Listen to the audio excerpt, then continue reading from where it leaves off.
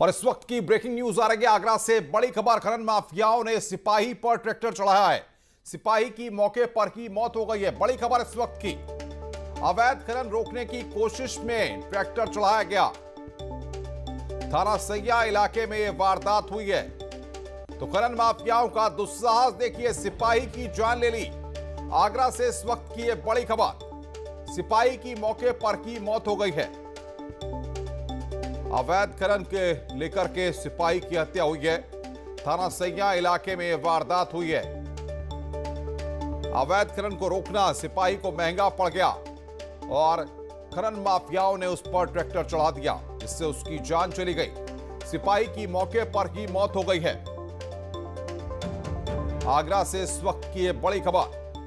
थाना सैया इलाके में वारदात हुई है।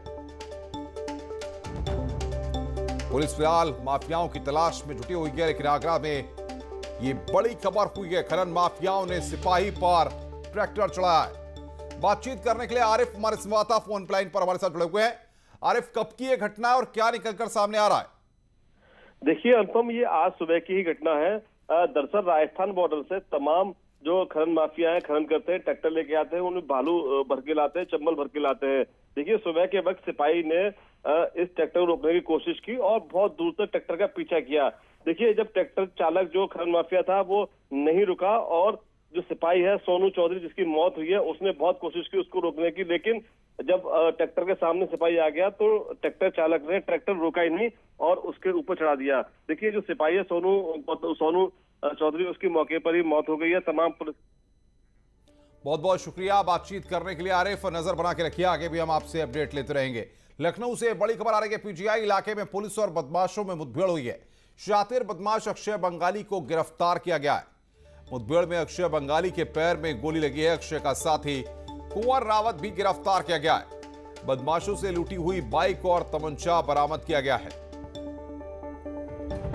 लखनऊ से इस वक्त की यह बड़ी खबर। अक्षय बंगाली को पुलिस की टीम ने पीजीआई इलाके में मुठभेड़ के बाद गिरफ्तार किया है। शातिर बदमाश अक्षय बंगाली को गिरफ्तार किया गया है। साथ ही उसके साथी को भी पुलिस की टीम ने पकड़ लिया है। मुठभेड़ में बदमाश के पैर में गोली लगी है। अक्षय के साथी कुंवर रावत को भी इस मुठभेड़ के बाद पकड़ लिया गया।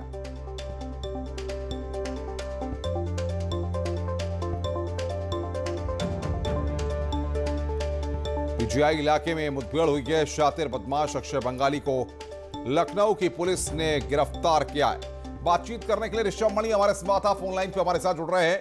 ऋषभ, लगातार बदमाशों के खिलाफ ऑपरेशन क्लीन जारी है और अब अक्षय बंगाली को गिरफ्तार किया गया है। हम देखिए, बीते कुछ दिनों पहले अभय बंगाली ने एक बड़ी लूट को अंजाम दिया था, जिसके बाद से लगातार ये पुलिस के रडार पे था।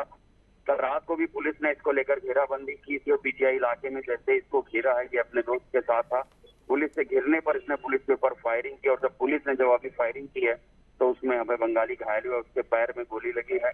उसके पास से वो लूटी हुई एक बाइक बरामद हुई है, असलहा बरामद हुआ है और इसी के साथ अभय का एक दोस्त भी गिरफ्तार किया गया है। अनुपम, फिलहाल जिस तरीके से हम देख रहे हैं कि उसके साथी को भी पकड़ा गया है, क्या कुछ और लोगों की भी गिरफ्तारी हो सकती है? क्योंकि इसका नेटवर्क तो पिछले काफी दिनों से लखनऊ और आसपास के इलाकों में सक्रिय था।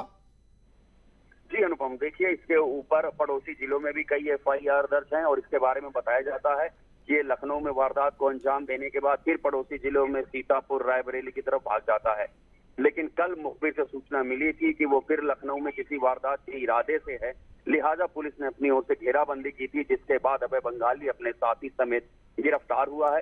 तो राजधानी के लोगों के लिए, खास तौर पर पड़ोस के कुछ जिलों के लोगों के लिए भी ये राहत की खबर होगी। अनुपम, ऋषभ, बहुत बहुत शुक्रिया आपका हमारे साथ जुड़ने के लिए और तमाम अपडेट्स देने के लिए। ऋषभ मणि त्रिपाठी हमारे संवाददाता इस वक्त की बड़ी खबर पर हमारे साथ जुड़े हुए थे। आगे बढ़ते हैं। बड़ी खबर आजमगढ़ से है, जहां पर पुलिस और बदमाशों के बीच में मुठभेड़ हुई है। 25,000 का इनामी बदमाश मुकेश गौतम गिरफ्तार किया गया है। मुठभेड़ में बदमाश मुकेश गौतम को गोली लगी है। बदमाश मुकेश गौतम के बारे में बताया जा रहा है कि वो D71 गैंग का मुख्य सरगना है। बदमाश के पास से आजमगढ़ पुलिस ने पिस्टल और कारतूस बरामद किया है। दीदारगंज थाना क्षेत्र में पुलिस की बदमाश के साथ मुठभेड़ हुई है।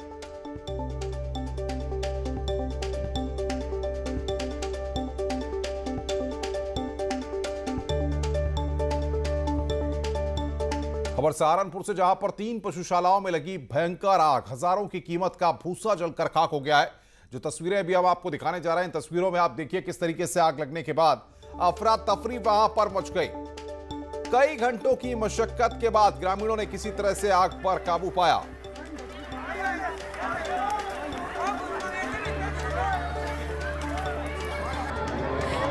ये तस्वीरें आपकी स्क्रीन पर हम आपको दिखा रहे हैं, कितनी भीषण ये आग थी। चारों तरफ आग की लपटें ही दिखाई दे रही हैं और धुएं का गुबार ही देखा जा सकता है। आग लगने के बाद ग्रामीणों में हड़कंप मच गया, अफरा तफरी का माहौल हो गया। लोग भागते हुए नजर आए, चीखते चिल्लाते हुए नजर आए। 3 पशुशाला में ये भयंकर आग लगी, जिसमें हजारों का भूसा जलकर खाक हो गया। खबर फतेहपुर से, जहां पर किसानों और पुलिस के बीच में झड़प हुई है। पुलिस के सामने किसानों ने घातक हथियार उठा लिए। मामला खागा कोतवाली क्षेत्र के अकोड़िया मोड़ के पास का है, जहां एनएचआई द्वारा अधिग्रहण की गई किसान की जमीन का भुगतान किए बिना ही कार्य शुरू करवा दिया गया। इसके बाद नाराज किसान और उसका परिवार हाथों में घातक हथियार उठाने को मजबूर हो गया। पुलिस की मौजूदगी में ही एनएचआई के कर्मचारियों पर किसान का परिवार हमलावर हो गया। हमलावर महिलाओं के हाथ में लाठी डंडा और कुल्हाड़ी देखकर पुलिस के भी होश उड़ गए। हैरानी की बात तो यह रही कि मौके पर मौजूद महिला कांस्टेबल भी मूक दर्शक बनी रही।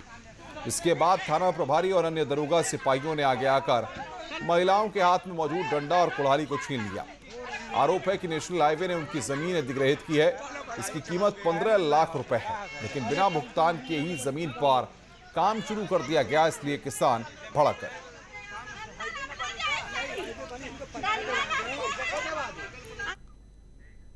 आगे बढ़ते हैं। मुख्यमंत्री योगी आदित्यनाथ ने शनिवार को गोरखपुर में कई परियोजनाओं का शिलान्यास किया। यह शिलान्यास और लोकार्पण वीडियो कॉन्फ्रेंसिंग के जरिए किया गया। इस दौरान मुख्यमंत्री योगी आदित्यनाथ ने गोरखपुर के लोगों से बातचीत भी की।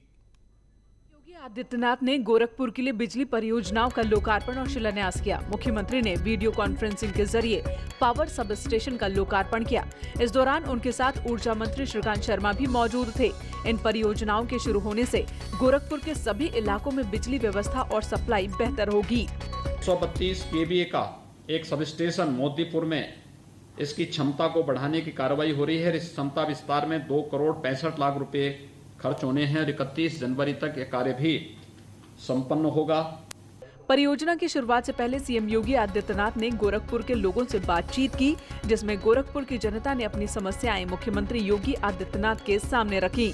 इस दौरान मुख्यमंत्री ने कहा कि पहले सिर्फ कुछ जिलों में बिजली मिलती थी, लेकिन अब बीजेपी सरकार हर शहर हर गांव को बिना भेदभाव के बिजली सप्लाई करती है। इन परियोजनाओं के तहत गोरखपुर में बिजली के तारों को अंडरग्राउंड किया जाएगा, ताकि किसी भी मौसम में बिजली सप्लाई प्रभावित न हो। और अब बात कर रहे हैं अयोध्या की, जहां पर अब विशेष तैयारी हो रही है। दीपोत्सव पर विश्व रिकॉर्ड बनेगा। राम की पैड़ी से लेकर पूरे शहर में दीपोत्सव की जमकर तैयारी हो रही है। लंबे अरसे बाद रामलला का राज्याभिषेक करने की तैयारी है। वनवास खत्म हुआ है, दिवाली खुशियों वाली आई है। राम जन्मभूमि स्थल पर भी कई सालों के बाद अब दिवाली मनेगी। अयोध्या में इसके लिए बाकायदा विशेष तैयारी हो रही है और मुख्यमंत्री योगी आदित्यनाथ भी दीपोत्सव से पहले अयोध्या जाएंगे। 13 नवंबर को दीपोत्सव का कार्यक्रम रखा गया है। जन्मभूमि स्थल पर भी इस बार दिवाली मनेगी।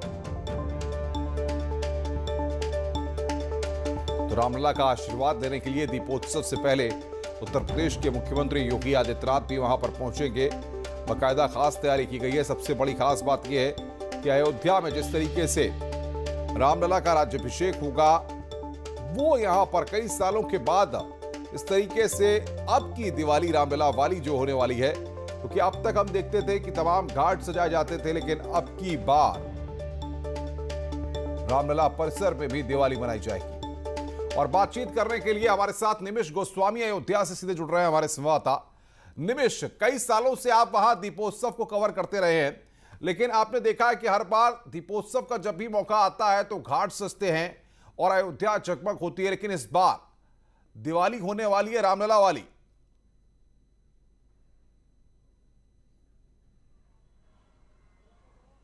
जी अनुपम, इस बार की दीपावली बेहद खास है क्योंकि सैकड़ों वर्ष बाद, यूं तो 28 वर्ष बाद अयोध्या विवाद पर फैसला आया और पहली बार ऐसा होगा कि मंदिर वहां पर दीपोत्सव के दरमियान बड़ी संख्या में दीपक जलाए जाएंगे।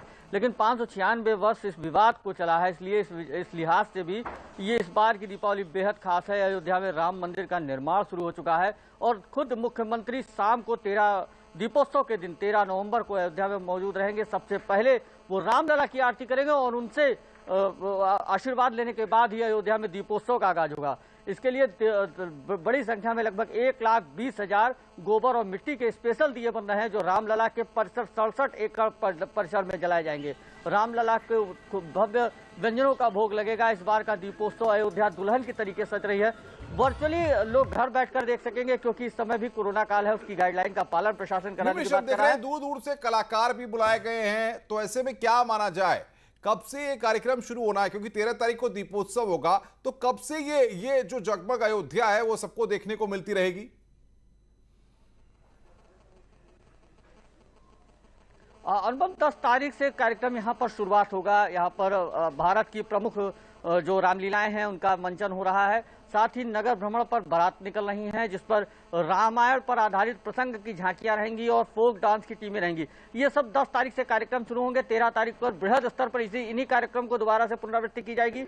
अयोध्या इस दरमियान पूरी सजाई जाएगी। नए घाट से और साकेत महाविद्यालय तक के मुख्य मार्ग पर दोनों तरफ लाइटिंग और सजावट का काम हो रहा है। राम की पैड़ी, पूरी राम की पैड़ी के मंदिरों को एक रंग में रंगा जा रहा है और राम की पैड़ी एक बार फिर विश्व रिकॉर्ड बनाने का प्रयास करेगा क्योंकि 2 बार अवध विश्वविद्यालय यहाँ पर अपना अगर हो सके तो कैमरामैन से जरा आपने पीछे के अयोध्या की आज की सुबह भी दिखा दीजिए, तमाम दर्शक देख लें, क्योंकि आप अयोध्या से जुड़ रहे हैं और अयोध्या को लेकर लोगों की आस्था जुड़ी रहती है। तो अयोध्या में आज की सुबह की तस्वीर कैसी है, किस तरीके की तैयारियां हैं, जरा एक पीछे की तस्वीर आप दिखाइए जरूर। देखिए अनुपम, अभी बहुत अर्ली है क्योंकि रातों दिन यहाँ पर काम चल रहा है और इस तरीके के काम में अभी फिलहाल 9 बजे से यहाँ पर आपको फिर 9:30 बजे के बाद से काम तेजी के साथ देखना पड़ेगा। फिलहाल आज मौसम यहाँ ठंड है, हल्की धुंध है, इस वजह से बहुत कम नहीं हो पाया है। लेकिन राम की पैड़ी का फिर भी मैं बात करूँ तो पूरी सफाई कर दी गई है राम की पैड़ी पर और साथ ही रामकथा पार्क पर जहाँ पर भगवान राम, माता सीता और लक्ष्मण के साथ पुष्पक विमान से उतरेंगे, वहां पर भी तैयारियां पूर्ण कर ली गई हैं। युद्ध स्तर पर सबसे अब की बार जो सबसे अलग खास बात यह है, कोरोना काल में सबसे लेट काम शुरू हुआ और सबसे तेज हर वर्षों की तरफ। बिल्कुल आप नजर बना के रखिए, तो बस इंतजार है 10 तारीख का, जब रोशनी से पूरी तरह से जगमगाया अयोध्या दिखाई देगा और करोड़ों करोड़ भक्त तमाम माध्यमों से वर्चुअल तरीके से उसके दर्शन करेंगे। रुक रहे हैं ब्रेक के लिए, ब्रेक के बाद जल्द हाजिर होते हैं।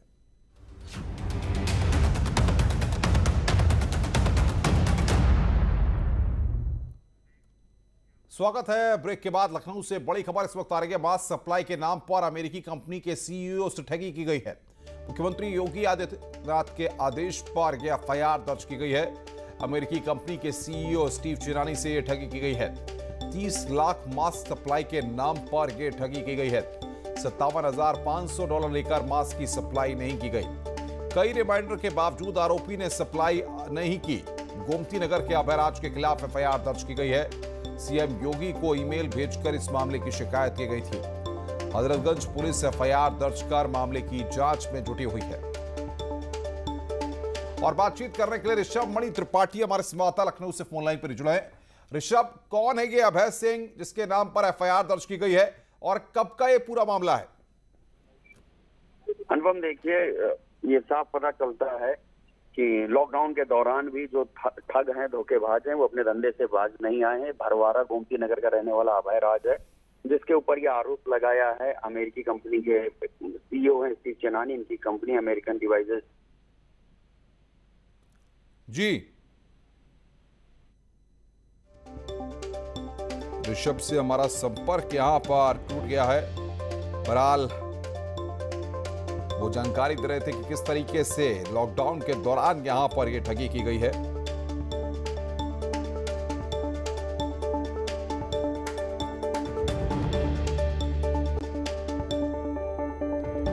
लखनऊ से बड़ी खबर, अमेरिकी कंपनी के सीईओ स्टीव चिरानी के साथ ठगी की गई है। बड़ी खबर इस वक्त की जिसके बारे में हम आपको अपडेट दे रहे हैं।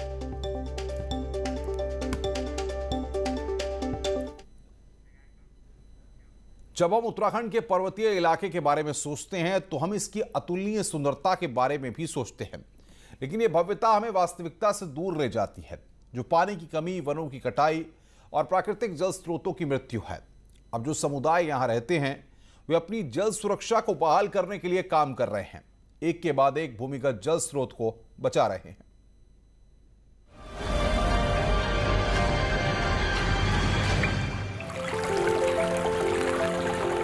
जो हमारे यहाँ पर स्प्रिंग्स थे, they were maintain by the traditional knowledge. जो ट्रेडिशनल प्रैक्टिसेस थी, कभी भी उसमें सीमेंट वगैरह नहीं लगता था। ओवर टाइम क्या हुआ कि इसमें रिपेयर वगैरह के नाम पे सीमेंट लगा, lot of them got choked due to that.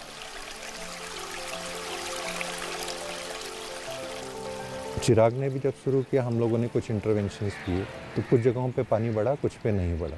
Then we approach different technical agencies, IIT Roorkee, एक्वाडैम, जियोलॉजी एक्वाडैम ने हमको सिखाया।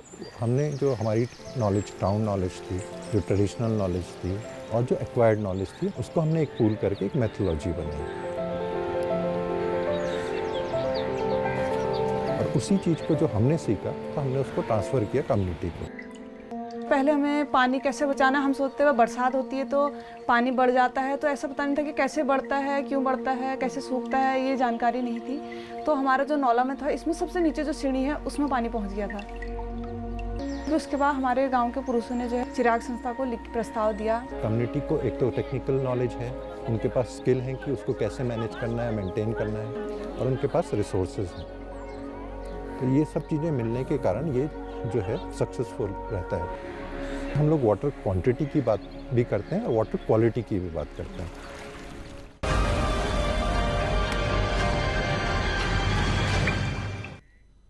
खबरों का सिलसिला लगातार जारी है। फिलहाल इस बुलेटिन में इतना ही। नमस्कार।